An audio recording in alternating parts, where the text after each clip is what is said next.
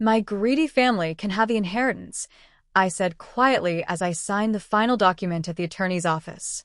My son actually smiled. My daughter-in-law squeezed his hand under the table like they'd already won.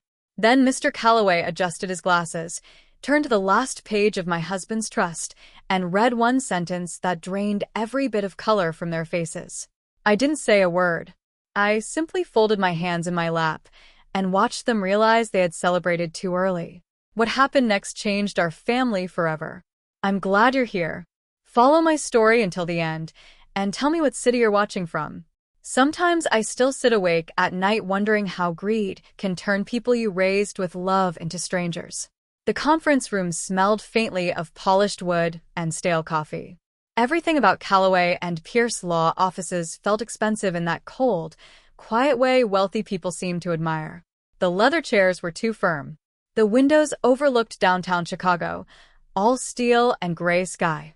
Somewhere below us, traffic moved through the city like nothing important was happening.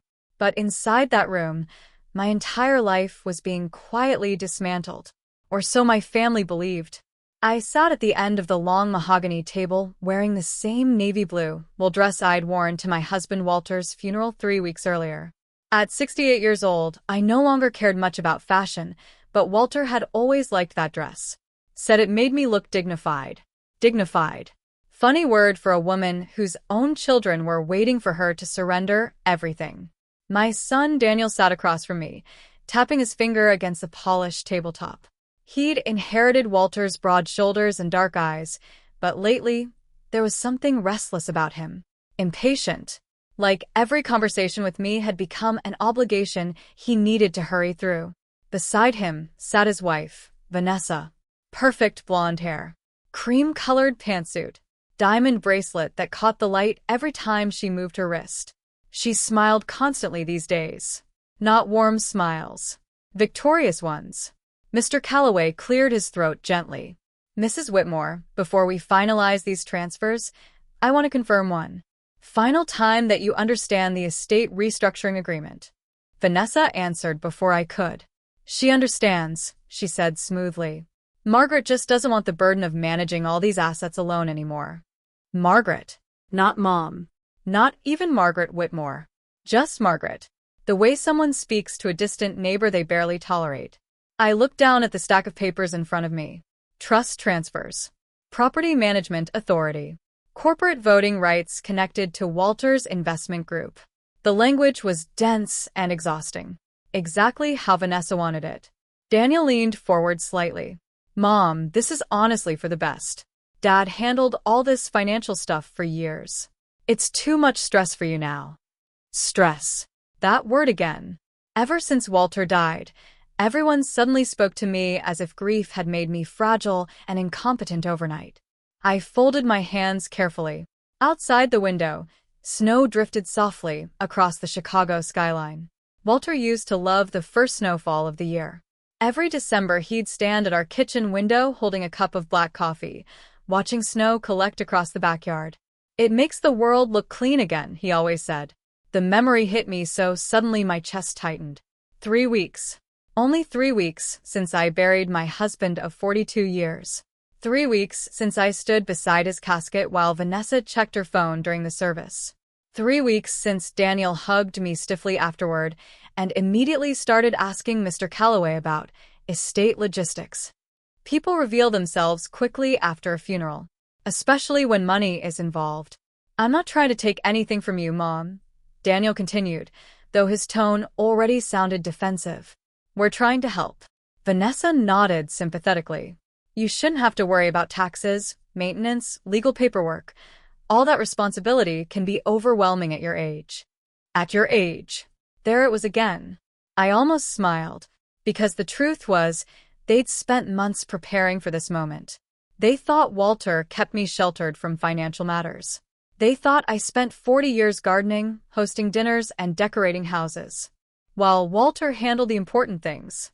And, to be fair, I'd allowed them to believe that. It made people careless around me. Especially Vanessa. The first time I realized my daughter-in-law viewed me as an obstacle instead of family was 5 years ago at Daniel's birthday dinner. Walter had just stepped away to answer a phone call when Vanessa leaned toward her friend across the table and whispered, "Once the old house eventually becomes ours, we're gutting that kitchen first." She laughed after saying it, like I wasn't sitting 3 feet away, like I was already gone. Walter returned before I could respond, and I stayed silent. That became my habit over the years. Staying silent. Watching. Listening. People say terrible things when they think older women stop mattering. Mr. Calloway slid the final document toward me. "If you're ready, Mrs. Whitmore." The fountain pen felt cool in my hand. Vanessa shifted slightly in her chair. I noticed the quick glance she exchanged with Daniel. Anticipation. Relief. Greed has a certain look to it. Bright eyes. Held breath. 2 eager smiles. I signed the first page carefully. Then the second. Then the third. Vanessa exhaled softly beside my son. I could practically hear her mentally redecorating my house already.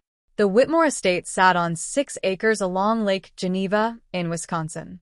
Walter's grandfather built the property in 1921, long before lakefront land became impossible to afford. The house had 12-foot ceilings, stone fireplaces, and a wraparound porch facing the water.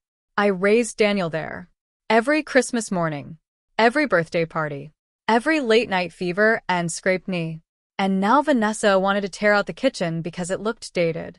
My husband's fingerprints were practically embedded in those walls. But people like Vanessa don't value history. Only ownership. "See," she said brightly. "That wasn't so difficult." I looked at her calmly. "No," I said softly. "It wasn't." That seemed to surprise her for a moment, because she expected tears. Resistance. Some emotional outburst from the grieving widow. Instead, I simply signed another page. Mr. Calloway remained unusually quiet. I'd known Arthur Calloway nearly 30 years. Walter trusted him more than anyone outside the family. Arthur attended our anniversary parties, sent flowers after Walter passed. And unlike my son, Arthur still looked me directly in the eye when he spoke. That matters. Especially after loss. Daniel leaned back in his chair for the first time all afternoon. Relaxed now. Victorious. "I know Dad would have wanted everything handled smoothly," he said. Would he? I wondered what Walter would think if he could see this room. See our son treating me like paperwork that needed processing. See Vanessa pretending concern while practically vibrating with excitement. The strange thing about betrayal is that it rarely arrives all at once. It comes in layers. Small moments. Dismissed instincts. Tiny humiliations you convince yourself not to overthink. Like the Christmas Vanessa gave everyone personalized photo albums except me. Mine was a scented candle. Or the Thanksgiving she moved me from the head of the table because she wanted a cleaner centerpiece aesthetic. Or the afternoon I overheard her telling a realtor friend, "Honestly, once Walter's gone, Daniel will finally convince Margaret to downsize." Once Walter's gone. Not if. Once. I should have understood then. But after 40 years of motherhood, part of me still wanted to believe love could survive entitlement. I was wrong. Mr. Calloway finally spoke again. "There is," he said slowly, "one final matter regarding the Whitmore Trust." Vanessa immediately straightened. Daniel frowned slightly. "What matter?" Arthur removed his glasses and unfolded a separate document from the file beside him. My heartbeat remained perfectly steady, because unlike everyone else in that room, I already knew what the paper said. Walter showed it to me 11 years earlier during a thunderstorm while we sat together in the library. "I hope we never need this," he'd said quietly. I remembered laughing softly at the time. Walter always planned for worst-case scenarios. It was one reason his business survived recessions while others collapsed. But that night, his expression stayed serious. "If something ever happens to me," he told me, "promise you won't let guilt make you weak." At the time, I didn't fully understand what he meant. I did now. Arthur adjusted the document carefully. "This amendment," he continued, "was added to the Whitmore Trust approximately 11 years ago at Mr. Whitmore's direct instruction." Vanessa's smile faded slightly. Daniel looked confused. "I don't remember any amendment," he said. "You wouldn't," Arthur replied calmly. Your father requested confidentiality unless specific conditions were met. The room suddenly felt colder. Outside, snow continued drifting across the city. Silent. Patient. Arthur looked directly at me before continuing. Then he read the sentence that changed everything. In the event that any beneficiary attempts coercion, manipulation, or financial displacement against my wife following my death, all inheritance rights shall immediately transfer solely and permanently to Margaret Whitmore. Silence. Absolute silence. Vanessa blinked once, then twice. Daniel stared at Arthur like he'd spoken another language. And for the first time all afternoon, nobody in that room was smiling anymore. Daniel was the first person to speak. "That's ridiculous," he said sharply, pushing back from the table so suddenly his chair scraped across the hardwood floor. Dad would never do something like that. But his voice didn't sound confident anymore. It sounded frightened. Vanessa turned toward Arthur Calloway with wide eyes. There has to be some mistake. Walter adored Daniel. Arthur remained perfectly calm. He folded his hands over the document and looked at them the same way a doctor might look at patients who already know the diagnosis before hearing it out loud. "There is no mistake," he said quietly. "Your husband was very specific when he created this amendment." My daughter-in-law's face had gone pale beneath her makeup. I watched her carefully. For years, Vanessa had mastered the art of appearing composed in every situation. Even at Walter's funeral, while I could barely stand through the church service, Vanessa somehow looked untouched. Perfect hair, perfect posture, perfect little sympathetic smile every time someone hugged her. But now the mask was slipping. And strangely enough, I didn't feel triumphant. Only tired, deeply tired. Arthur slid another paper across the table. This document includes records of reported coercion, financial pressure, and attempted displacement following Mr. Whitmore's passing. Daniel stared at him. Displacement. Arthur looked directly at my son. Encouraging Mrs. Whitmore to surrender ownership of her residence while emotionally vulnerable qualifies under the trust language. Vanessa let out a short, nervous laugh. "Oh, come on," she said quickly. "We were trying to help her. That house is enormous. She's 68 years old." 68. Not 98. But people say age like it's a diagnosis, once you become an older woman. I looked down at my wedding ring. Walter had picked it out himself in 1981 from a small jeweler in Milwaukee. He couldn't afford much back then. We were both working long hours, trying to build a life from nothing but stubbornness and cheap coffee. He used to joke that someday we'd laugh about the years we spent sharing one rusty Ford pickup with no air conditioning. And we did laugh. For decades. Until illness arrived and turned time cruel. The last year of Walter's life changed everything. Pancreatic cancer doesn't steal people quickly. It steals them in pieces. First his appetite, then his strength, then his voice. Toward the end, our world became very small. Doctor appointments, prescription bottles, quiet afternoons watching snow fall across Lake Geneva while oxygen machines hummed softly beside his chair. And during all of that, Vanessa became unusually attentive. At first, I thought she was trying to support the family. Now I understand she was studying the exits. She started asking questions constantly. How are the trusts structured? Who controls the investment properties? Did Walter ever update the estate taxes? Questions disguised as concern. Walter noticed it before I did.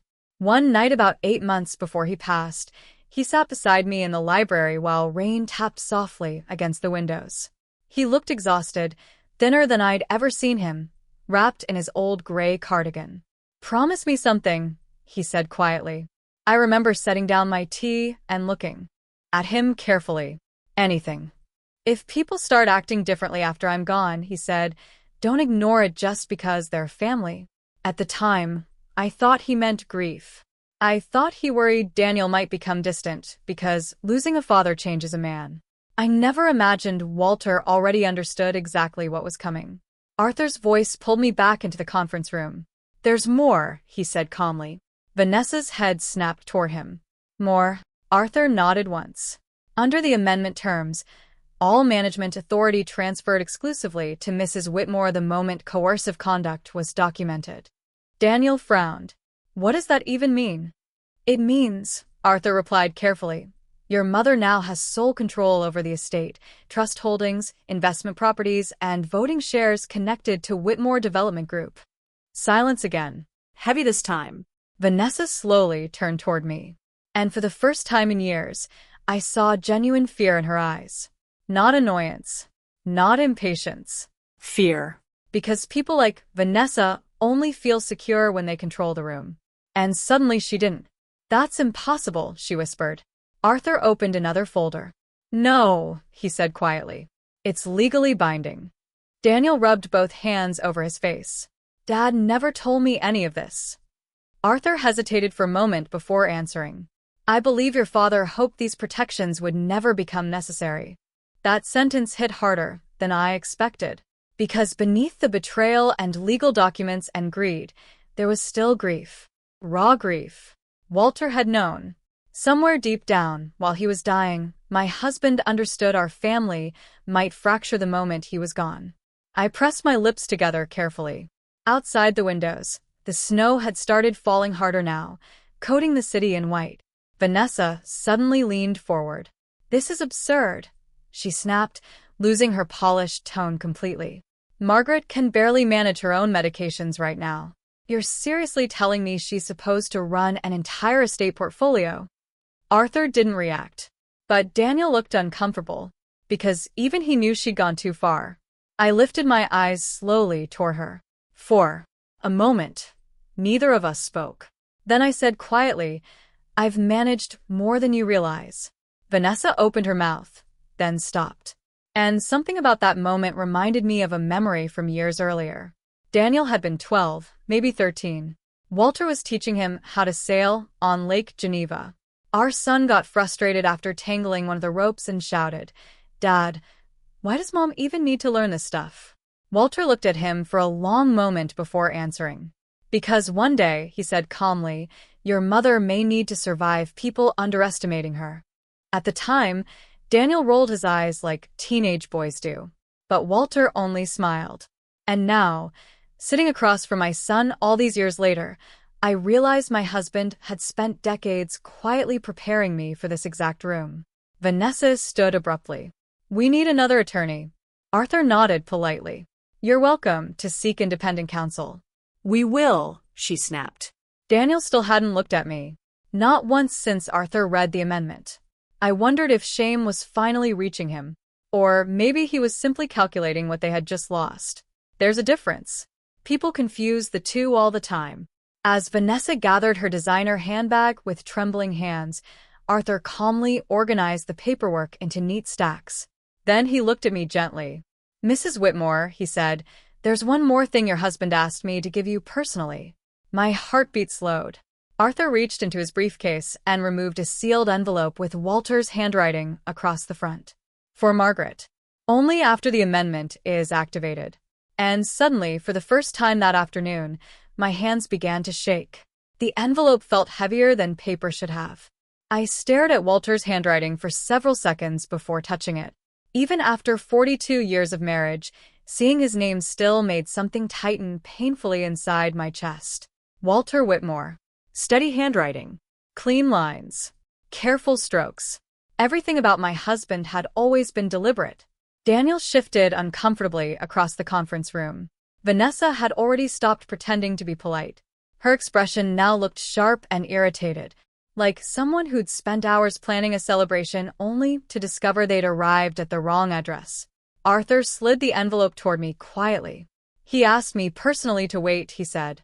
Only if the amendment became necessary. Necessary.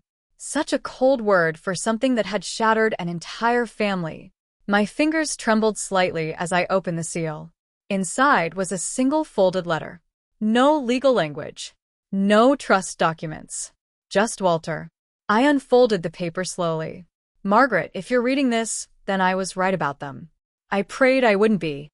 The words blurred for a moment. I lowered my eyes and took a slow breath before continuing. You spent most of your life protecting everyone else. Especially Daniel. I know you'll want to forgive quickly. I'm asking you not to confuse forgiveness with surrender. A silence settled over the room. Even Vanessa stopped moving. I continued reading. You once told me that families should feel safe. If our son and his wife made you feel unwanted in your own home after I'm gone, then they stopped acting like family long before this letter was opened. My throat tightened painfully, because Walter understood me better than anyone ever had. Even now, especially now. I remembered the first apartment we lived in after getting married. Tiny little place above a hardware store in Milwaukee. The pipes rattled every winter, and we had to put towels along the windowsills to keep cold air from blowing inside. We were broke back then. Completely broke. Walter worked construction during the day and took accounting classes at night. I waitressed at a diner off Highway 18 where truck drivers left quarters instead of tips. But somehow those years still felt rich. Every Friday night we'd buy one cheap pepperoni pizza and split it while sitting on the floor because we couldn't afford proper furniture yet. Walter used to grin at me and say, "One day we'll have a house big enough for grandchildren." And eventually we did. The Lake Geneva estate became his pride. Not because it was expensive, because it meant he'd kept his promises. Arthur quietly stepped away from the table to give me privacy while I finished reading. There's one final thing you need to know, Margaret. 3 months before my diagnosis, Vanessa approached me privately about restructuring the estate. She believed I didn't notice how often she asked about control, property access, and trust language. I never told you because I hoped I was overreacting. Then I saw the way she looked at the house when she thought you weren't paying attention. Not with love, with hunger. I closed my eyes briefly. Hunger. That was exactly the right word. Not emotional hunger. Financial hunger. The kind that never stops growing once money enters the room. Daniel leaned forward suddenly. Mom. I lifted one hand gently, without looking at him. For once in his life, my son fell silent immediately. I finished the letter. You're stronger than they think. Maybe stronger than you think. Do not let guilt hand your life over to people who already buried you in their minds before I was even gone. I love you. Always. Walter. The room stayed completely silent after I lowered the letter. Somewhere outside, distant sirens echoed faintly through downtown Chicago. Vanessa crossed her arms tightly. This is unbelievable, she muttered. He turned her against us. Her. Not me. Her. Like I wasn't sitting 10 feet away. Arthur finally looked directly at her. Mrs. Whitmore, I would strongly advise against speaking further right now. Vanessa laughed bitterly. Why? Because the grieving widow suddenly controls everything. I slowly folded Walter's letter and placed it back inside the envelope. Then I looked at her calmly. No, I said quietly. Because my husband was dying, and you spent his final months planning ownership transfers. Vanessa's face hardened instantly. Daniel finally looked at me then. Actually looked at me. Mom, he said carefully. That's not fair. Fair. Another interesting word. Children love talking about fairness once money disappears. I studied my son's face for a long moment. There were still traces of the little boy I raised. The boy who used to jump off the dock into Lake Geneva every summer while Walter pretended not to worry. The boy who cried when his golden retriever died at age 11. But adulthood had done something to him. Or maybe greed had. Sometimes, I still don't know the difference. You knew she was pressuring me to leave the house, I said softly. Daniel rubbed his jaw nervously. We thought downsizing would help you. Did you? He hesitated. That hesitation told me everything. Vanessa stepped forward again, unable to stop herself. That house is too much for one person, she snapped. It's worth millions sitting there while you rattle around alone in 12 empty rooms. I almost smiled, because she still didn't understand the problem. It was never about the house. Not really. It was about disrespect. About the way grief had barely settled into my bones before they started discussing me like an obstacle standing between them and ownership. Arthur cleared his throat gently. There's another issue we need to address immediately. Vanessa frowned. What now? Arthur opened a second folder. Effective immediately, all pending property transfer requests submitted over the past 2 weeks have been frozen. Daniel looked confused. What transfer requests? Arthur looked at him carefully. The requests filed by your wife regarding preliminary ownership evaluations on the Lake Geneva property. The blood drained from Daniel's face. Slowly, he turned toward Vanessa. What is he talking about? Vanessa's silence lasted just a little too long. And suddenly I understood something terrible. My daughter-in-law hadn't simply been planning for the future. She'd already started trying to take the house before Walter was even buried. Daniel stared at her now like he was seeing her clearly for the first time. You filed paperwork? He asked quietly. Vanessa's voice became defensive immediately. It was only preliminary research. Before Dad's funeral? He asked. Another silence. Heavy. Ugly. Arthur calmly closed the folder. The filing date was the morning after Mr. Whitmore passed away. No one spoke. Not even Vanessa.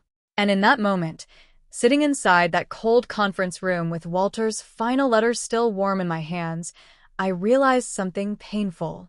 Greed doesn't arrive suddenly. It grows quietly inside people while everyone else is busy loving them. Daniel looked physically sick. Not. Angry. Not defensive. Sick. He stared at Vanessa as if the room had suddenly tilted beneath him. You filed property paperwork the day after Dad died? He asked quietly. Vanessa immediately straightened her posture again, trying to recover control of the situation. It wasn't like that. Arthur said nothing. That silence made everything worse. Daniel turned toward him. Was it legal paperwork? Arthur answered carefully. Preliminary transfer evaluations connected to ownership restructuring. Vanessa let out an irritated breath. It was just preparation. Rich families do this all the time. Rich families. I almost laughed at that, because Vanessa loved pretending she understood wealth. But real wealth rarely behaves loudly. Walter used to say that people who constantly talked about money usually didn't understand it at all. Real wealth protects quietly, plans quietly, waits quietly, just like Walter had. Daniel rubbed both hands over his face again. Why didn't you tell me?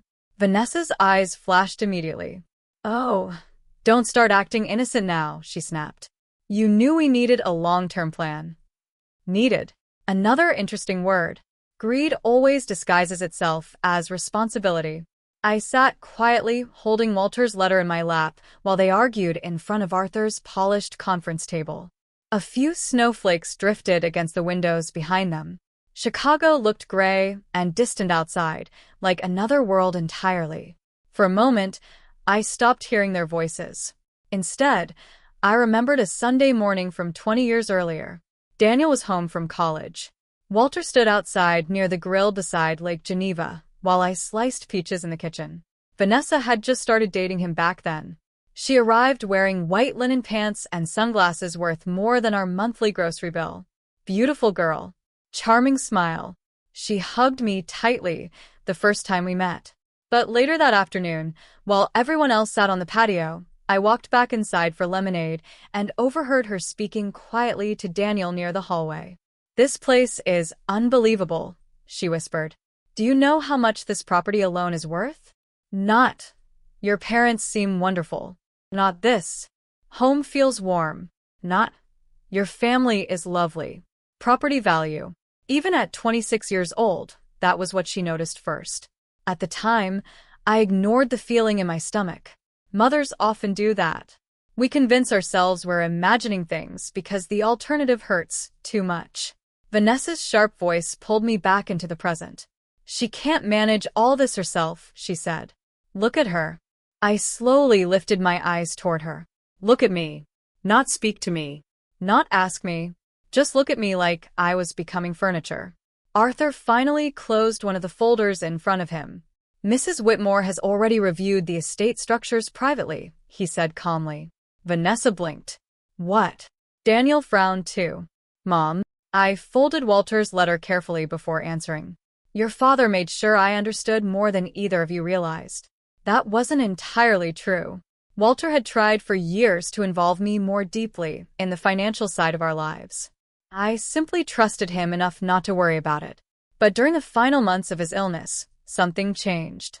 About 6 weeks before he passed, he asked me to sit with him in the library every evening. At first, I thought he was lonely. Then I realized he was teaching me bank accounts, investment groups, trust structures, property taxes, voting shares connected to Whitmore Development Group. I remember laughing once while surrounded by stacks of paperwork. Walter, I told him, I'm too old to become a corporate executive. He smiled weakly from his chair near the fireplace. No, he said softly. You're finally old enough to stop pretending you're powerless. At the time, I didn't fully understand that sentence. Now I did. Daniel looked overwhelmed. You already knew about the amendment? He asked me. I nodded once. Not everything, I admitted. But enough. Vanessa crossed her arms tightly. So this whole thing was a setup? Arthur answered before I could. No, he said calmly. It was protection. That word settled heavily into the room. Protection. Not punishment. Not revenge. Walter never cared about revenge. He cared about stability, family, security. The tragedy was that he eventually realized those things. Needed protection from his own son's household. Vanessa suddenly grabbed her handbag from the table. This is insane, she muttered. We came here trying to help and somehow got treated like criminals. Arthur remained perfectly composed. No one used the word criminal.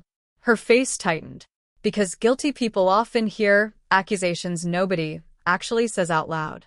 Daniel finally turned toward me again. Mom, he said carefully, did you really think I'd throw you out of the house? The question hung there quietly. And honestly, that hurt more than the legal documents, because part of me still didn't know the answer. I thought about the small things from the past year. Vanessa changing the locks on the lake house for security reasons without giving me a new key immediately. Daniel suggesting assisted living communities before Walter was even gone. The way conversations suddenly stopped whenever I entered rooms. The realtor brochures left casually on kitchen counters. Tin moments. Tiny cuts. Family betrayal rarely begins with screaming. Usually it starts with whispers. I looked at my son for a very long time before speaking. I think, I said quietly, you stopped seeing me as a person after your father got sick.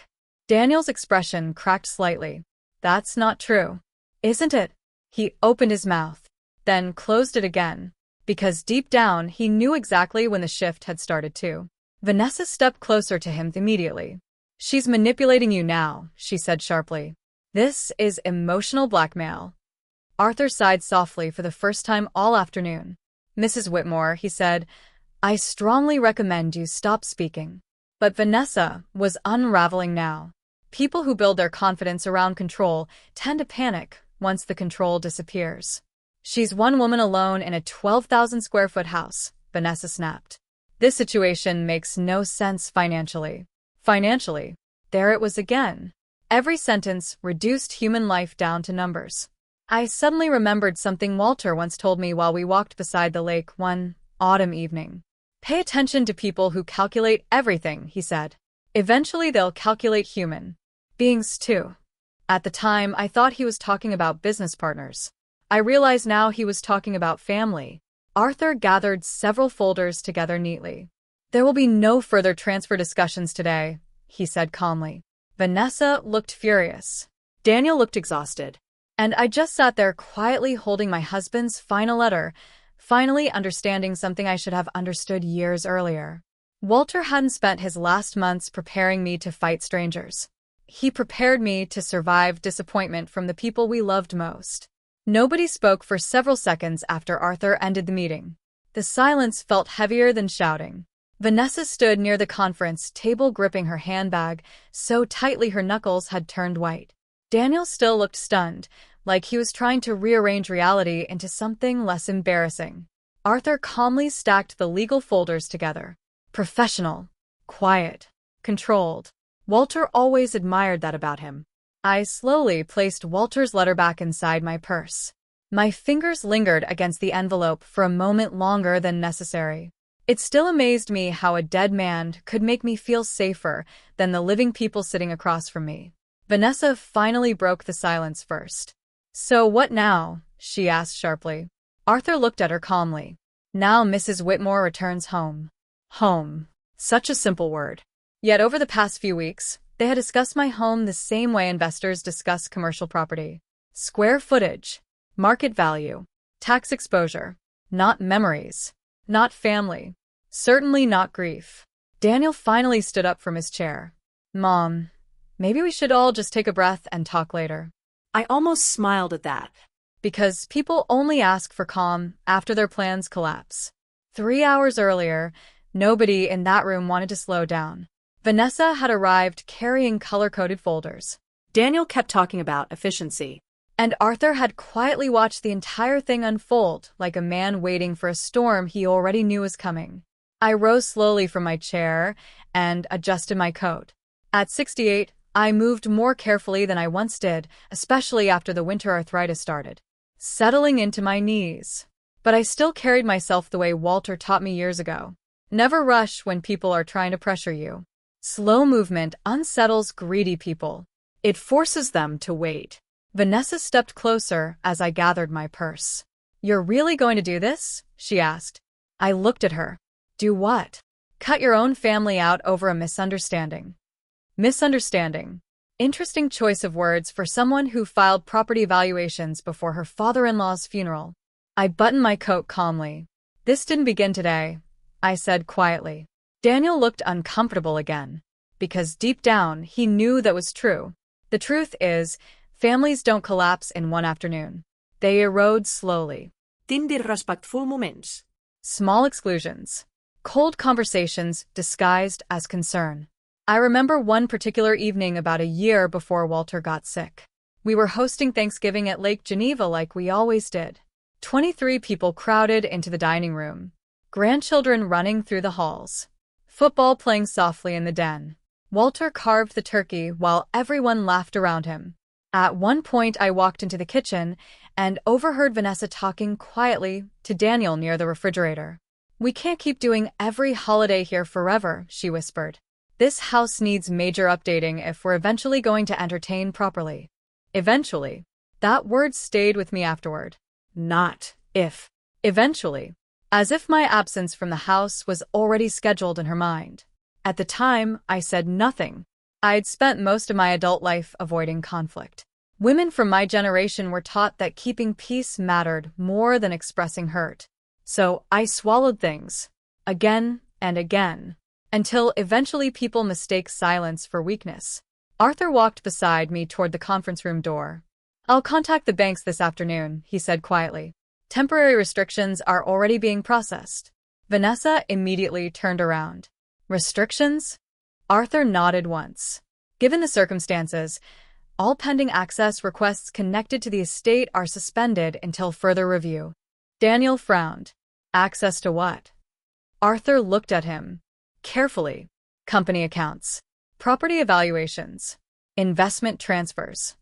Vanessa's face tightened instantly. For the first time all afternoon, she looked genuinely panicked. Not offended. Not frustrated. Panicked. Because greedy people can survive disappointment. What they cannot survive is losing access. That's insane, she snapped. Daniel works for Whitmore Development. Arthur remained calm. Daniel retains his salary and employment position, but ownership authority remains exclusively with Mrs. Whitmore. I could almost hear Vanessa mentally calculating numbers behind her eyes. The lake property, the development shares, the downtown commercial buildings Walter purchased after the 2008 recession. She wasn't mourning lost relationships. She was mourning lost control. And somehow, that hurt more than open cruelty would have. Daniel finally looked directly at me again. Mom, he said quietly, did Dad really think I'd betray you? The question hung between us. I studied my son carefully. There were dark circles beneath his eyes now. His shoulders looked tense. Older somehow. For one painful second, I remembered him at age 8 standing beside Lake Geneva holding a fishing pole twice too large for his hands. Mom, he'd shouted proudly after catching a tiny perch. Dad said patience matters more than strength. Walter smiled so proudly that day. He adored our son. Completely. That's what made this entire situation so tragic. Walter didn't create those protections because he stopped loving Daniel. He created them because love no longer blinded him. I answered carefully. No, I said softly. I think your father became afraid of the people surrounding you. Vanessa scoffed immediately. Oh, please. But Daniel didn't interrupt, because part of him understood exactly what I meant. Arthur handed me a small set of keys near the elevator. The secondary files are already secured at the Lake Geneva office, he said quietly. I nodded once. Vanessa's eyes immediately dropped toward the keys. Watching. Always watching. Walter noticed that too. Years ago, after one uncomfortable Christmas dinner, he stood beside me in our bedroom while removing his watch. She looks at Objects before people, he said quietly. At the time, I defended her. Now I wished I hadn't. The elevator doors opened softly at the end of the hallway. As I stepped inside, Daniel suddenly moved forward. Mom, wait. I paused. His expression looked conflicted now. Less certain. Less controlled. For the first time since Walter died, my son looked like a frightened child instead of a man discussing assets. I didn't know about the filings, he said quietly. I believed him. At least partly. Vanessa handled details. Daniel handled avoidance. That combination destroys families faster than hatred ever could. I looked at my son for a long moment. Then I asked the question that had been sitting quietly inside me for weeks. If your father had lived another year, I said softly, would any of this still be happening? Daniel opened his mouth, but no answer came out. And sometimes silence tells the truth better than words ever can. The drive back to Lake Geneva felt longer than usual. Snow covered the highways in soft gray layers, and the windshield wipers moved back and forth with a slow rhythm that reminded me of hospital machines. Chicago disappeared behind me little by little until only frozen trees and empty winter roads remained. Arthur had offered to send a driver. I refused. After the meeting, I needed silence more than company. Walter's letter rested inside my purse on the passenger seat beside me. Every stoplight seemed to pull my eyes back toward it. For Margaret.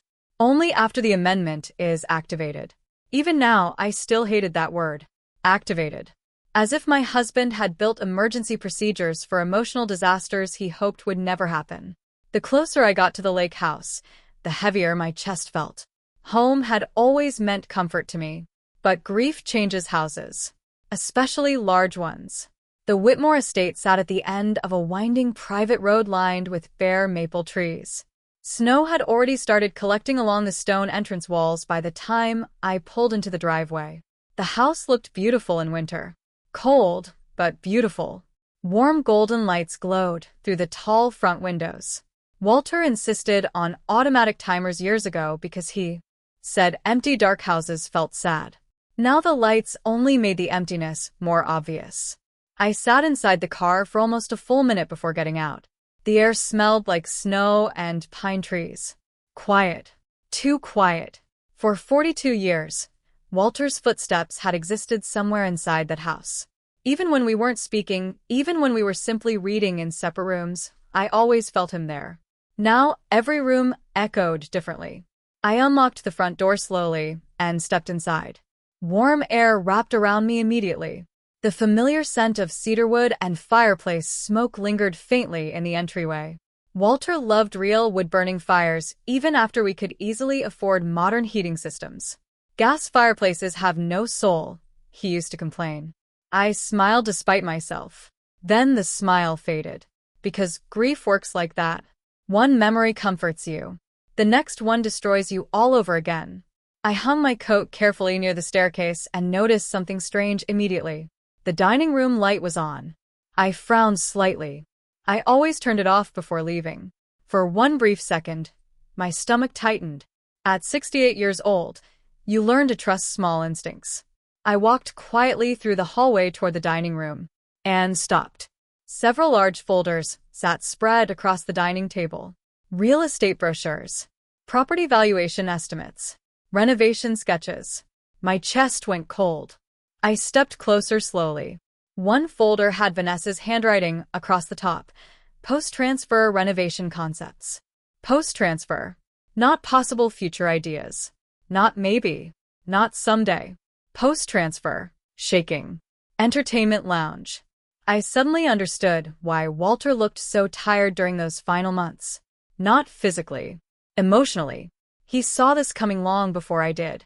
A soft sound behind me made my heart jump slightly. I turned quickly. It was Helen, said, "Once Walter passes, we'll finally modernize this entire place." My throat tightened. Helen lowered her eyes. Mr. Whitmore was standing in the hallway behind her, she whispered. She didn't realize he heard. I stared at the snow falling softly outside the dining room windows. And suddenly I understood something painful. Library quietly. The room smelled faintly of leather books and cedarwood. Walter's reading glasses still rested beside his favorite chair near the fireplace, exactly where he left them. I hadn't moved them yet. Some griefs are small and strange like that. You can handle funeral arrangements, lawyers, bank meetings. But a pair of reading glasses left untouched can destroy you completely. I placed the renovation folders carefully onto Walter's old desk. Then I noticed another folder sitting there already. Dark blue. Unfamiliar. My stomach tightened slightly. I opened it slowly. Inside were printed emails, property tax records, trust summaries, copies of internal company memos. At the top sat a yellow sticky note in Arthur's handwriting. These were recovered from the preliminary transfer file. Recovered. Not shared. Recovered.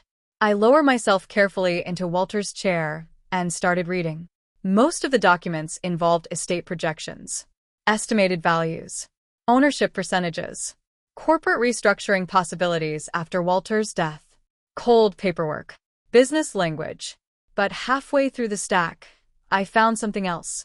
An email from Vanessa. Subject line: transition planning. I stared at the screen printout for several seconds before reading further. Daniel, once the funeral period is over, we need to move quickly before Margaret gets emotionally attached to staying there permanently. Arthur may become difficult if she changes her mind. Also, contractors said the library renovation will cost more if we wait until summer. I stopped reading. Not because I couldn't continue, because suddenly my hands felt numb, emotionally attached to my own home. I leaned back slowly in Walter's chair and closed my eyes. 42 years. 42 years building a life inside these walls. And somehow, in Vanessa's mind, my connection to this house was temporary emotions standing in the way of practical planning. Helen appeared quietly in the doorway. "Mrs. Whitmore?" I looked up slowly. "There's soup warming in the kitchen," she said gently. "You haven't eaten since this morning." I almost told her I wasn't hungry. Then I remembered something Walter used to say during difficult times. People make bad decisions when they stop eating and sleeping. So I nodded. The kitchen felt strangely peaceful compared to the rest of the house. Snow tapped softly against the windows above the sink while Helen ladled chicken soup into one of Walter's favorite blue ceramic bowls. Things still belonged where she expected. That tiny glance told me everything. I suddenly remembered Walter's words from years earlier. She looks at objects before people. God. He really had seen her clearly all along. I stepped slightly into the doorway without inviting her inside. "What do you want, Vanessa?" For the first time since I'd known her, she looked uncertain. Then finally she said quietly, "Daniel doesn't know I'm here." That surprised me. Not because she came alone, because secrecy usually means panic. And panic makes people careless. I studied Vanessa carefully through the open doorway. Snow drifted behind her in soft white spirals, collecting along the stone steps Walter once shoveled himself every winter, no matter how many times I told him we could hire help. Real homes should be cared for personally, he used to say. Funny how the people who value homes most are rarely the ones obsessed with owning them. Vanessa pulled her coat tighter around herself. "Please," she said quietly. "Can I come in?" For a moment I considered saying no. Not out of cruelty, out of exhaustion. But Walter raised me to believe that people eventually reveal the truth when you allow silence to exist long enough. So I stepped aside without speaking. Vanessa entered quickly, brushing snow from her sleeves. Her eyes immediately moved through the foyer, the staircase, the chandelier, the antique console table Walter imported from Boston 20 years earlier. Always scanning, always measuring. I closed the door softly behind her. The house felt warmer than before, but the tension between us cooled the air instantly. Vanessa removed her gloves slowly. Daniel really doesn't know I'm here. I nodded once. I heard you the first time. That seemed to irritate her slightly. People like Vanessa prefer emotional reactions. Calmness unsettles them because they lose control of the rhythm. I walked toward the sitting room beside the fireplace. She followed. The fire had burned low now, casting soft orange light across the room. Walter loved this room most during winter. He'd sit in his leather chair reading financial reports while jazz played quietly from the record player near the bookshelf. Sometimes he'd fall asleep, holding his glasses in one hand. I still hadn't moved the chair. Vanessa remained standing. Nervous energy rolled off her in waves now. Finally, she spoke. You have to understand something, she said carefully. Daniel's under enormous pressure. I almost smiled at that. Not grief. Not guilt. Pressure. Everything in Vanessa's world eventually became transactional. I sat slowly in the armchair, near the fireplace. What exactly are you asking for tonight? She hesitated, then finally sat across from me. I'm asking you not to destroy your relationship with your son over legal misunderstandings. There it was again. Misunderstandings. Such a soft word for calculated behavior. I folded my hands calmly in my lap. Your contractor measured Walter's library before his funeral, I said quietly. Vanessa froze. Only for a second. But I noticed. People always reveal themselves in the pause before denial. That wasn't. You filed preliminary property evaluations the morning after he died. She looked away briefly. The fire crackled softly between us. Outside, wind moved through the frozen trees near the lake. Finally, Vanessa sighed heavily. You don't understand how hard Daniel works, she said. Whitmore Development is struggling more than you realize. That caught my attention. Walter rarely discussed company problems openly at home. But near the end of his illness, I noticed more late-night calls. More quiet meetings behind closed doors. I remained silent. Vanessa mistook silence for invitation and kept talking. The commercial projects downtown are bleeding money, she admitted. Interest rates destroyed 2 developments this year. I watched her carefully now. Not emotional confession. Strategic confession. She wasn't opening her heart. She was negotiating. And, I asked quietly. Vanessa leaned forward. We thought selling the lake property could stabilize things temporarily. We thought. Not Daniel thought. We thought. That tiny detail mattered. Because it confirmed what Walter already knew. Vanessa wasn't influencing my son from the sidelines anymore. They had become partners. I looked toward the fireplace for a long moment. Before answering, this house isn't a temporary solution to your financial problems. Her expression tightened immediately. You're sitting on tens of millions of dollars in assets. No, y replica calmly. Walter and I built the life here. She exhaled sharply. There's no difference. That sentence settled heavily into the room. Because for Vanessa, there truly wasn't. That was the tragedy. She couldn't understand emotional value because everything eventually became numbers in her mind.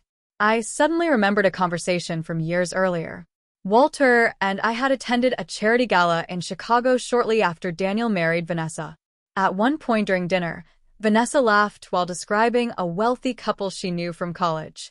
They stayed married 30 years just to protect their assets, she joked. Everyone else laughed politely. But Walter didn't. Later that night while driving home, he stared through the windshield quietly before speaking. Be careful around people who discuss human relationships like business arrangements, he said softly. At the time, I thought he was overreacting. Now I wondered how many warning signs I ignored simply because I wanted peace. Vanessa crossed her legs impatiently. You're acting like I'm some kind of villain. I met her eyes calmly. You started redesigning my home before my husband was buried. For the first time that evening, she had no immediate response. That silence mattered too, because guilty people can explain almost anything except timing. Finally, she looked down at her hands. You don't know what it's like living with uncertainty, she said quietly. I almost laughed then, not because it was funny, because it was astonishing. Walter spent his final year dying. I spent nights listening to oxygen machines wondering if every breath might be his last. But somehow Vanessa believed She was the one suffering uncertainty because future ownership plans became complicated. Grief and greed truly do exist in different universes. I stood slowly and walked toward the large windows overlooking the frozen lake. Moonlight reflected softly across the snow-covered shoreline. Walter proposed to me beside this lake in 1980. We Were young and terrified back then. No money. no guarantees. Just love and reckless hope. I wrapped my arms lightly around myself. Did you ever love this family? I asked quietly without turning around. Behind me, Vanessa stayed silent for several seconds. Then finally, I loved what it could become. That answer told me everything. Not who. What? Potential. Status. Security. Ownership. I closed my eyes briefly. Walter really had seen her clearly all along. Behind me, Vanessa stood from the chair. You can hate me if you want, she said softly. But Daniel needs this company to survive. I turned around slowly. No. Y replica calmly. Daniel needs to learn the difference between inheritance and entitlement. Vanessa's face hardened again immediately. The softness disappeared. Negotiation failed. Now came anger. You're willing to watch your own son lose everything? I looked at her steadily. My son already started losing himself long before tonight. Silence filled the room again. Heavy. Cold. Real. Then suddenly Vanessa reached into her purse and removed a folded document. When she placed it onto the coffee table between us, my stomach tightened immediately, because I recognized Walter's signature on the bottom page. I stared at the document on the coffee table without touching it. Walter's signature sat at the bottom in dark blue ink. Steady. Confident. Familiar. My chest tightened instantly. For a brief second, the room disappeared around me. All I could see was my husband's handwriting sitting between me and the woman who had already started redesigning my home before he was buried. Vanessa folded her arms tightly. You should read it, she said quietly. I looked up at her slowly. What is it? Her eyes flickered for half a second before she answered. A preliminary authorization Walter signed last summer. Summer. Before the cancer became aggressive. Before hospice nurses. Before oxygen tanks lined the bedroom walls upstairs. I reached for the papers carefully. The fire crackled softly beside us, while snow continued drifting across the lake outside. The document appeared legitimate at first glance. Corporate authorization language. Property consultation. Permissions. Temporary access rights connected to Whitmore development assets. But something felt wrong immediately. Not the signature. Walter's signature was real. The wording. Walter hated vague, legal language. He used to reread contracts line by line with a pencil in hand, circling anything unclear. Yet this document was full of broad phrases. Flexible authority. Future restructuring consideration.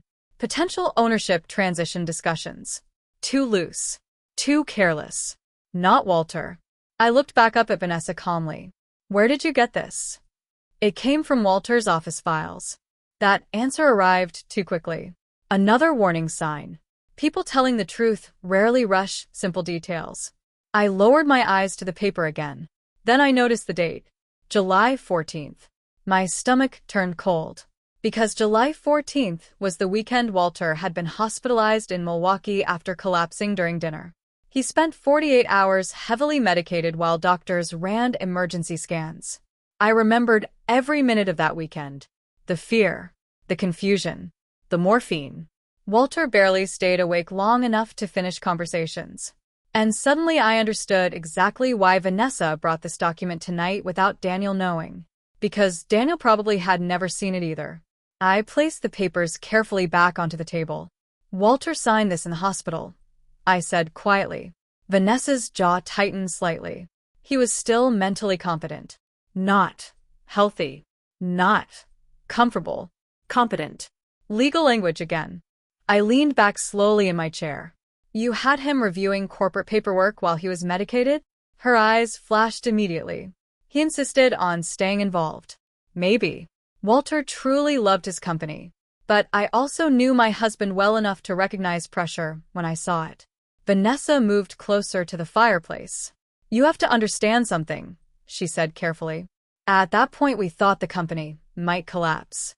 There it was again. Fear disguised as justification. I remained silent. She continued talking. The downtown developments were over-leveraged. Investors were nervous. Daniel was panicking. For the first time all evening, her voice sounded genuinely tired. Not manipulative. Tired. That surprised me, because greed exhausts people too. Especially when they build entire futures around money they don't actually own yet. I folded my hands together calmly. So, your solution was selling this house. It was one option. No, I raplie sufli. It was your preferred option. Vanessa looked away. That answer alone told me enough. The room fell quiet again. I could hear wind brushing softly against the windows near the lake. Finally, I asked the question sitting quietly inside me since Arthur's office. Does Daniel know how serious the company problems really are? Vanessa hesitated too long. Then, not completely. I zerte her carefully. You hid financial problems from my son while trying to gain control of his inheritance. That's not fair. No, I said quietly. What's unfair is watching a grieving family become a business strategy. Her expression hardened immediately again. I didn't create those debts. But you tried using Walter's death to solve them. That landed. I saw it in her face. Because deep down, she knew it was true. For several seconds, neither of us spoke. Then Vanessa suddenly sat back down and rubbed both hands across her forehead. I never wanted things to happen like this, she whispered.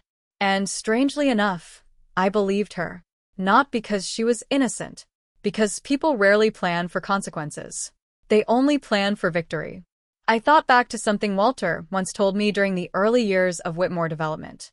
The most dangerous people aren't criminals, he said. They're ordinary people who slowly convince themselves unethical choices are necessary. At the time, he was talking about business competitors. Now I realized he could have been describing Vanessa perfectly. I looked down again at the hospital authorization papers. Then another detail caught my attention. A witness signature. My eyes narrowed slightly. The witness line was signed by someone named Eric Mendoza. I knew that name. Eric worked in acquisitions for Whitmore Development. Walter disliked him immediately after hiring him 3 years earlier. Too slippery, Walter once muttered after a company dinner. I lifted the document slightly. Why was Eric Mendoza witnessing hospital paperwork? Vanessa froze. Tiny reaction, but enough. He was helping Daniel manage urgent company matters. I kept studying the page quietly. Something still bothered me. Then suddenly I realized it. The date format. Walter always wrote dates numerically in legal records. July 14th, 24. But this document spelled out the month completely. July 14th, 2024. Small detail. Most people wouldn't notice. But after 42 years of marriage, you notice habits. Especially careful habits. My heartbeat slowed. Very slowly. I looked up at Vanessa. Did Walter actually read this before signing it? Silence. Heavy silence. Vanessa looked toward the fire instead of at me. And suddenly I remembered another moment from Walter's final months. One evening I entered the bedroom unexpectedly and found Vanessa sitting beside Walter's bed with paperwork spread across his blanket. She smiled immediately when she saw me. Just helping Walter stay updated on company operations, she said warmly. At the time, Walter looked exhausted. Too exhausted to speak much. Now I wondered how many papers passed through his hands while he trusted family members not to exploit weakness. Vanessa finally spoke quietly. He trusted us. Us. Not him. Us. That single word broke something inside me. Because trust was exactly what Walter gave them. And they used it like leverage. I carefully placed the document back onto the coffee table. Then I looked directly at Vanessa for a very long moment before asking the question she clearly feared most. How many papers did you put in front of my husband while he was dying? Vanessa didn't answer immediately. She just stared at the fire. The orange light flickered across her face, while snow continued falling outside the lake house windows. Somewhere upstairs, pipes shifted softly inside the walls from the cold. The whole house felt like it was holding its breath. I waited. Walter always said silence reveals more than interrogation ever will. Finally, Vanessa spoke. Not many, she said quietly. I looked at her calmly. That wasn't the question. Her jaw tightened. For the first time since arriving, she looked genuinely cornered. Not socially uncomfortable. Not emotionally upset. Cornered. Because there's a difference between manipulation and exposure. Manipulation thrives in confusion. Exposure kills it. She folded her hands tightly together. The company was falling apart, she said again. You don't understand how bad things became during Walter's treatment. I remained silent. So she kept talking. Several lenders were threatening legal action. One investor backed out of the Milwaukee project. Daniel was terrified. Terrified. I believed that part. My son had never handled pressure particularly well. As a child, he cried before every math competition, even when he was the smartest student in the room. Walter used to kneel beside him and say, "Panic makes people weak. Breathe first. Decide second." But Walter wasn't there anymore. And weak people often lean on the wrong person during difficult times. Vanessa stood slowly and walked toward the window overlooking the frozen lake. When Walter got sick, everyone assumed the company would survive automatically because of the Whitmore name, she said quietly. But banks don't care about legacy. Investors don't care about family history. She turned toward me then. They care about numbers. There it was again. Numbers. Everything always became numbers eventually. I looked toward Walter's empty chair beside the fireplace. You know what your father-in-law cared about most? I asked softly. Vanessa didn't answer. Stability, I continued. Not expansion. Not status. Stability. That was true. Walter hated reckless growth. During the housing boom years, competitors mocked him for being too cautious, too conservative, too slow. Then the recession hit. Half those companies disappeared. Whitmore Development survived because Walter believed protecting people mattered more than impressing them. Employees kept jobs. Families kept homes. And Walter slept peacefully at night. Vanessa crossed her arms tightly. You're romanticizing him. No, I said quietly. I'm remembering him. That silence landed heavily between us. Then she finally said the thing I think she'd been building toward all evening. If the lake house sells, the company survives. Simple. Direct. Transactional. My chest tightened painfully. Not because of the money. Because Walter's home had become emergency collateral in her mind long before he died. I looked slowly around the sitting room. The hand-carved shelves Walter installed himself one summer. The piano Daniel practiced on as a child. The framed photographs from decades of birthdays and Christmas mornings. And suddenly I understood something important. Vanessa never saw this house as a home people belonged to. She saw it as trapped liquidity. I folded my hands calmly. So, this visit tonight wasn't about reconciliation. She looked away. It's about preventing disaster. No, I said softly. It's about regaining access. That hit her harder than she expected, because deep down, she knew it was true too. The room fell quiet again. Then, unexpectedly, Vanessa sat down and looked exhausted for the first time since I'd known her. Not polished. Not strategic. Just tired. You think I wanted this life? She asked quietly. That surprised me. I stayed silent. My father lost everything when I was 16, she continued. House. Retirement savings. Everything. Her voice had changed now. Less controlled. My mother spent years pretending things were fine, while collectors called every night. She swallowed hard. I promised myself I'd never live like that again. For a moment, I saw something underneath the ambition. Fear. Real fear. And strangely enough, that almost made me sadder. Because fear explains behavior. But it doesn't excuse cruelty. I answered carefully. So, you built your safety around ownership. Vanessa looked down at her hands. Yes. That single word carried more honesty than anything she'd said all evening. I thought about Daniel then. My sweet little boy who used to sleep with thunderstorms playing outside his bedroom window because he believed rain sounded peaceful. At some point, he fell in love with a woman who viewed security differently than we did. Walter believed security came from integrity. Vanessa believed security came from control. And eventually one philosophy always destroys the other. I looked again at the hospital paperwork sitting on the coffee table. Did Daniel know you were bringing me these documents tonight? Vanessa hesitated, then shook her head slowly. No, why? Her eyes lifted toward mine carefully. Because he still thinks the situation can be fixed emotionally. I almost smiled sadly. Daniel always hated conflict. Even as a child, he apologized during arguments before understanding what he'd done wrong. Peace mattered more to him than truth sometimes. That quality made him kind when he was younger. As an adult, it made him vulnerable. Vanessa leaned forward slightly. If Arthur freezes everything permanently, Whitmore Development could collapse within 6 months.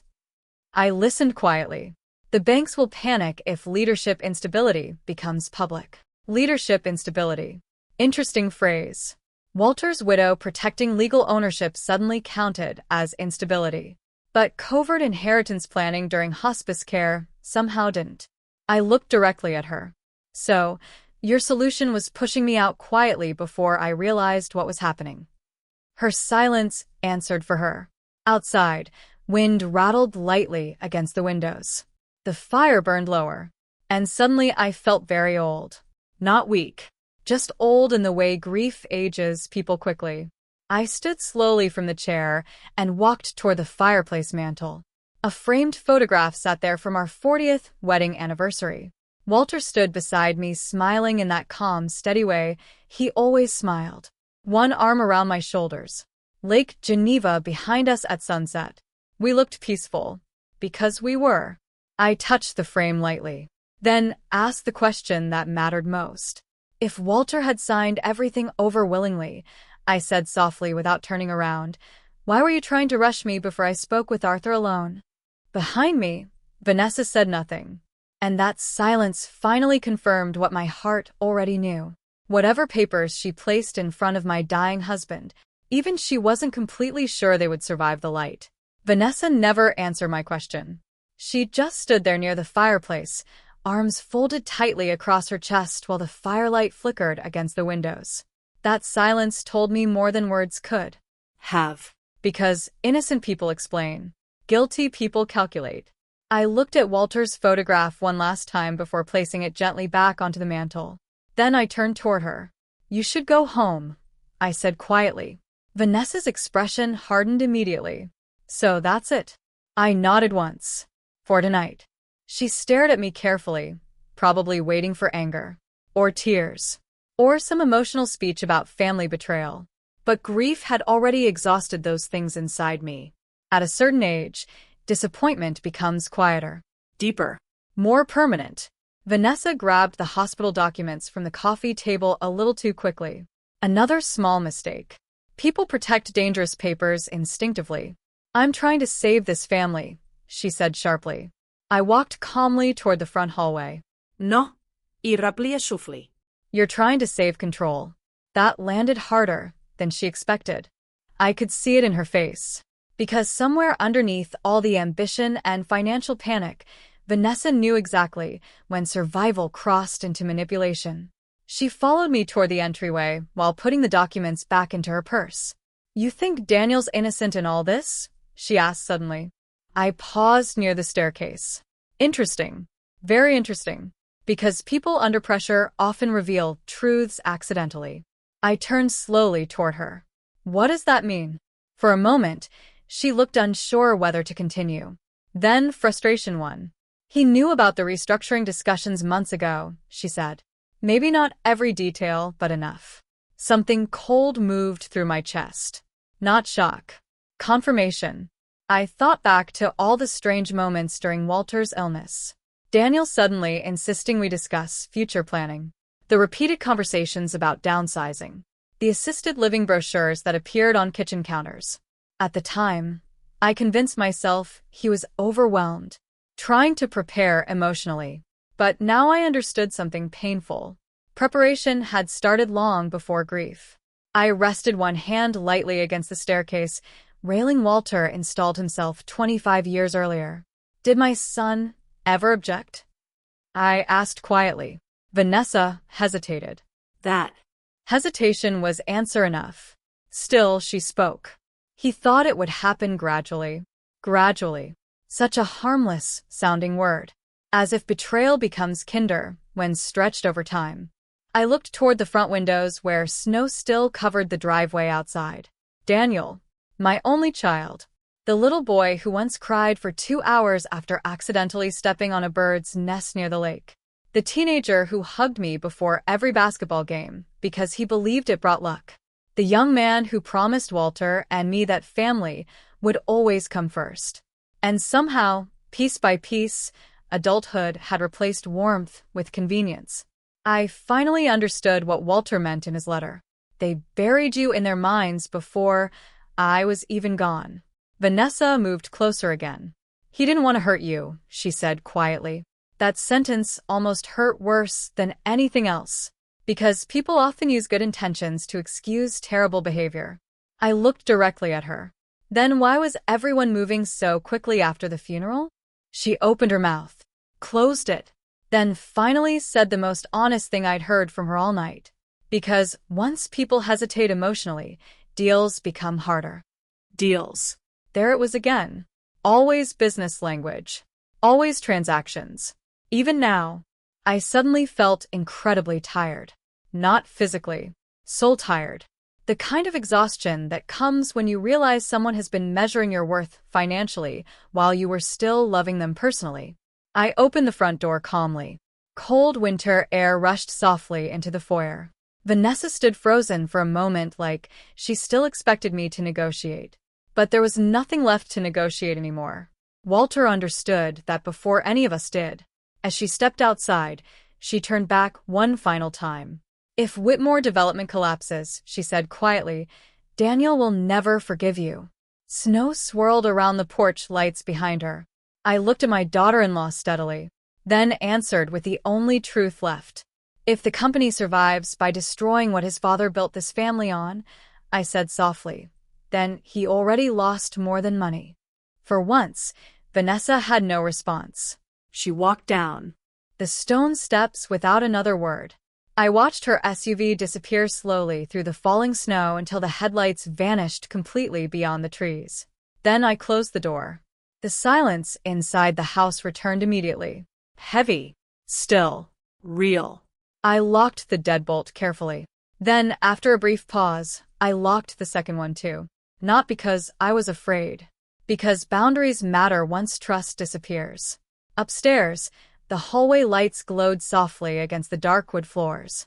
Walter used to leave them on whenever I stayed awake late reading, because he said nighttime houses shouldn't feel lonely. I climbed the staircase slowly, one hand resting against the railing. Every step carried memories. Christmas mornings. Sick children. Anniversary nights. 42 years of ordinary life that once felt permanent. Inside our bedroom, Walter's side of the closet remained untouched. His winter coats still hung neatly in place. His slippers sat beside the bed exactly where he left them. I sat carefully on the edge of the mattress, then finally allowed myself to cry. Not dramatic sobbing, just quiet tears slipping down my face while the house settled softly around me.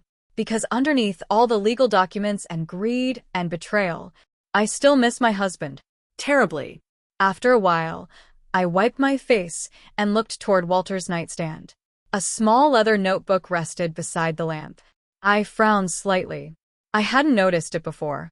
Slowly, I reached for it. Walter's handwriting filled the first page immediately. Private notes, if anything happens to me. My heartbeat slowed. I opened the notebook carefully. The first several pages contained business reminders, account numbers, meeting notes, names. But halfway through, the entries changed. Short observations. Dates. Conversations. My stomach tightened, because Walter hadn't simply suspected something. He'd been documenting it. And one particular entry near the center of the notebook made my blood run cold. October 12th. Overheard Vanessa discussing emergency ownership transfers with Eric. Daniel present. Margaret must never see those documents alone. I sat on the edge of the bed for a very long time holding Walter's notebook in both hands. The bedroom felt impossibly quiet.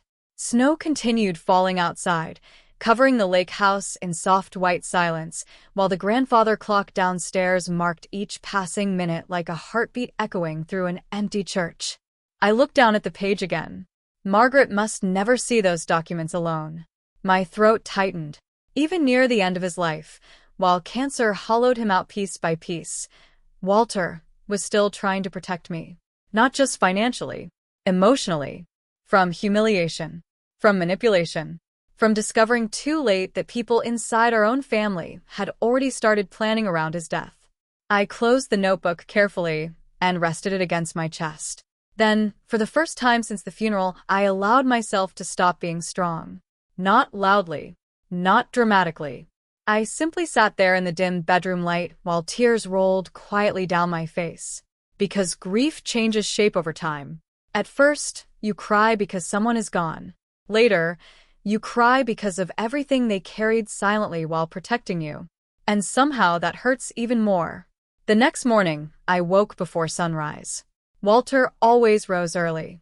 Even after retirement, he'd wake around 5:30, grind coffee beans in the kitchen, and stand near the windows watching the lake while the world was still dark. For weeks after his death, I avoided mornings. They felt too empty. But that morning was different. The house still felt lonely, still heavy, but something inside me had shifted quietly overnight. Not anger. Clarity. I wrapped myself in Walter's old wool cardigan and walked downstairs slowly. The kitchen windows glowed pale blue with early winter light. Snow covered the backyard completely now, smoothing over footprints and garden paths alike. Everything looked untouched, peaceful. I made coffee the way Walter liked it. Strong. Black. No sugar. Then I carried the mug into the library and sat in his chair. For years, I believed strength looked loud. Arguments. Demands. Power. But Walter understood something I was only learning now. Real strength is often quiet. It's the ability to see people clearly without becoming cruel yourself. Around 8 that morning, Helen arrived while workers from the security company replaced every exterior lock on the property. I watched quietly through the library windows while they worked near the front gate. New keys, new codes, new boundaries. Helen stepped into the library holding a small stack of mail. "How are you feeling?" she asked gently. I considered the question carefully. Sad, I admitted, but not confused anymore. She nodded like she understood exactly what I meant. Because older people recognize certain kinds of heartbreak without needing explanations. Later that afternoon, Arthur Calloway arrived carrying 2 folders and a small cardboard archive box. He removed his coat slowly near the fireplace. "I reviewed the notebook," he said quietly. Walter documented far more than I realized. I nodded once. Was he preparing legal action? Arthur hesitated. "No," he admitted softly. "I think he was preparing you." That sentence settled deeply inside me. Because it was true. Walter wasn't building revenge. He was building protection. Arthur placed 1 folder onto the desk. After reviewing the transfer attempts and hospital authorizations, he said carefully, "I've decided to permanently invalidate every pending ownership request submitted during Walter's medical decline."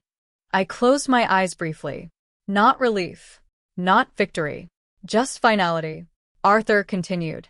"Whitmore Development will remain operational, but under revised oversight structures. Daniel keeps his position. However, all major asset authority remains protected under the trust." I looked toward the frozen lake outside. "What happens now?" Arthur followed my gaze quietly. "Now," he said, "your family decides what matters more. Entitlement or reconciliation." A week later, Daniel came to the house alone. No lawyers. No Vanessa. Just my son standing at the front door, looking exhausted beneath the gray winter sky. I let him inside, without speaking. He looked older somehow. Not physically. Emotionally.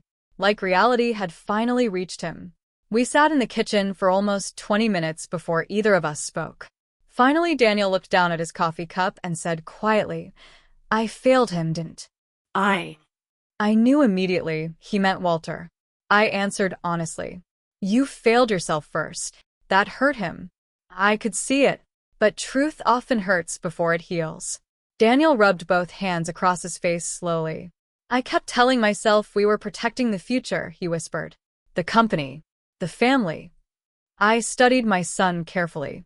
And for the first time in months, I saw genuine shame instead of defensiveness. Not because money disappeared. Because his father's notebook forced him to see himself clearly. There's something you need to understand, I said softly. Daniel looked up. Your father never cared most about leaving you wealth. I glanced around the kitchen slowly. The old wooden table. The lake beyond the windows. 42 years of ordinary life built carefully together. He cared about what kind of man inherited it. Silence filled the room. Heavy. Honest. Daniel lowered his eyes again. I don't know if Vanessa and I are going to survive this. I didn't answer immediately, because some consequences belong to time, not advice. Finally, I said quietly, that depends on whether she loved your life or you. Tears filled his eyes then. Not dramatic tears, just exhausted ones. And suddenly, for the first time since Walter died, my son looked human again instead of transactional. Spring arrived slowly that year. The snow melted from the shoreline little by little. Helen planted tulips near the front walkway. The greenhouse survived. I kept Walter's library exactly as it was. No entertainment lounge. Not in Sebastian's. Some memories deserve protection too. Whitmore Development stabilized under tighter management. Daniel worked harder than I'd seen in years. Quietly, humbly. Vanessa never came back to the lake house again.